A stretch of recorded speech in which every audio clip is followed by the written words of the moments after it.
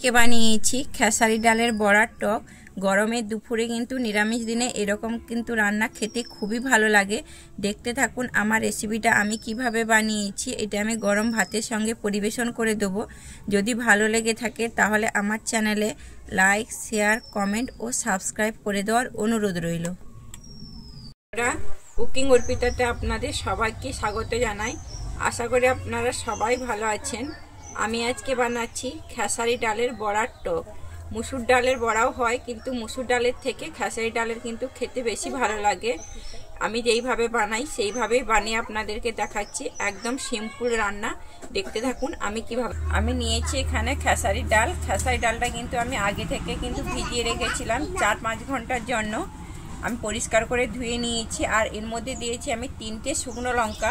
আমি ডাল আর শুকনো লঙ্কাটা একসঙ্গে বেটে নেব। বড়া টকের জন্য এখানে আমি মশলা ব্যবহার করছি। এখানে আমি নিয়েছি কালো সর্ষে আর দিয়েছি কয়েকটা কাঁচা লঙ্কা। আমি কালো সর্ষের মধ্যে একটু দিয়ে দিচ্ছি লবণ আর দিচ্ছি একটু হলুদ, যাতে সর্ষেটা আমার তেতো না হয়। আমি সর্ষে আর লঙ্কাটা এবারে বেটে নেব। আমি খেসারি ডালটা বেটে নিয়েছি।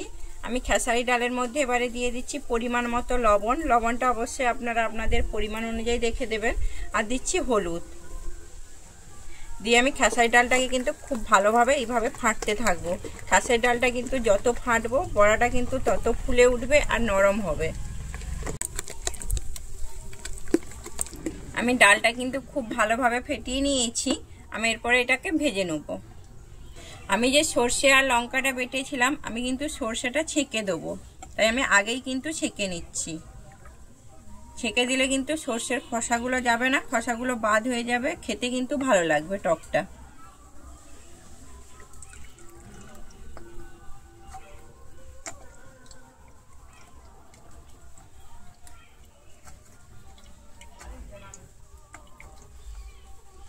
আমি সর্ষেটাকে ছেঁকে নিয়েছি। আমি সর্ষেটা পরে ব্যবহার করব। আমি কড়াইতে সাদা তেল দিয়েছি। আমার তেলটা গরম হয়ে গেছে। আমি কিন্তু খেসারি ডালের বড়াগুলো সাদা তেলেই ভাজবো। আমি ডালটাতে আগেই খুব ভালোভাবে ফেটিয়ে রেখেছিলাম। আমি এবারে বড়াগুলোকে দিয়ে দিচ্ছি।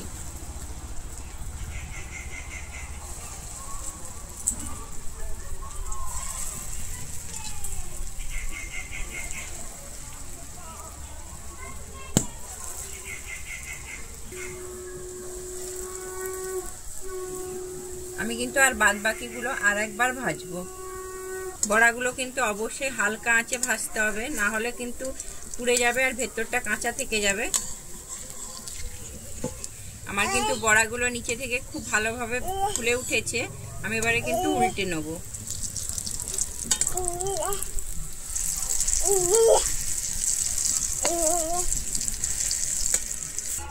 আমি বড়াগুলোকে কিন্তু উল্টে পাল্টে হালকা আঁচে কিন্তু ভাজবো। এতে কিন্তু বেশি আঁচ দেওয়া চলবে না, তাহলে কিন্তু বড়াগুলো ভেতরে কাঁচা থেকে যাবে। কিন্তু বড়াগুলো খুব সুন্দর উল্টে পাল্টে লাল করে ভেজে নিয়েছি। আমি এবারে বড়াগুলোকে তুলে নিচ্ছি।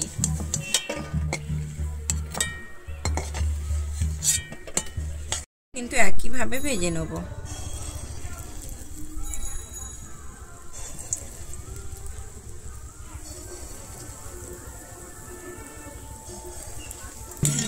আমার বড়াগুলো কিন্তু ভাজা হয়ে গেছে, সবগুলো আমি এবারে তুলে নিচ্ছি। আমি কিন্তু টকটা সর্ষের তেলেই করব, তাই আমি কড়াইতে আবারও সর্ষের তেল দিয়ে দিয়েছি। আমার তেলটা গরম হয়ে গেছে। আমি প্রথমে এখানে নিয়েছি শুকনো লঙ্কা। আমার শুকনো লঙ্কাটা ভাজা হয়ে গেছে। আমি এরপর এখানে দিয়ে দিচ্ছি 5 ফোড়ন। আর 5 ফোড়নটা ভাজা হয়ে গেছে। আমি এরপরে অল্প পরিমাণে দিয়ে দিচ্ছি কালো সর্ষে।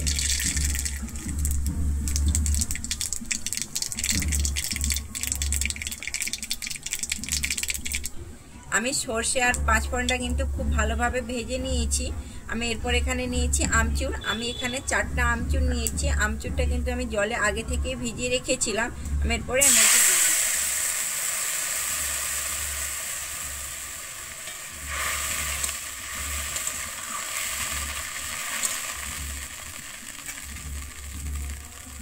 আমি যে জলটা দিয়েছিলাম, আমার জলটা কিন্তু খুব ভালোভাবে ফুটে উঠেছে। আমি জলের মধ্যে এবার দিয়ে দিচ্ছি পরিমাণ মতো লবণ। লবণটা অবশ্যই আপনারা আপনাদের পরিমাণ অনুযায়ী দেখে দেবেন। আর দিচ্ছি হলুদ দিয়ে আমি আবারও খুব ভালোভাবে মিশিয়ে নেব।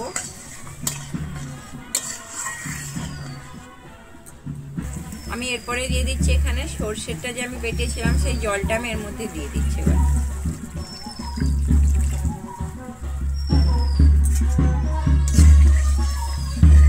এরপরে আমি কিন্তু ফুটতে সময় দেবো। খুব ভালোভাবে এখানে ফুটে উঠেছে। আমি এরপরে দিয়ে দিচ্ছি ভেজে রাখা বড়াগুলো। আমি কিন্তু সবগুলো বড়া দিচ্ছি না, আমি কিছু বড়া এমনি ভাজা খাওয়ার জন্য রেখে দিয়েছি। ভাজা কিন্তু খেতে খুবই ভালো লাগে। আমি বড়াটা দিয়ে কিন্তু এখানে 2 থেকে 3 মিনিটের জন্য ফুটিয়ে নেব, তাহলে কিন্তু বড়ার মধ্যে টকটা ঢুকবে, বড়াটা খেতে কিন্তু খুবই ভালো লাগবে। আমি কিন্তু 2 থেকে 3 মিনিট কিন্তু আমি এখানে ভালোভাবে ফুটিয়ে নিয়েছি। আমি এরপরে একটু কাঁচা সর্ষের তেল দিয়ে দিচ্ছি। টকে কিন্তু একটু কাঁচা সর্ষের তেল দিলে খেতে কিন্তু ভালো লাগে। তেলটা দিয়ে আমি আবারও খুব ভালোভাবে মিশিয়ে নেব। আমার রান্নাটা কিন্তু সম্পূর্ণভাবে রেডি হয়ে গেছে। আমি এবারে নামিয়ে নিচ্ছি।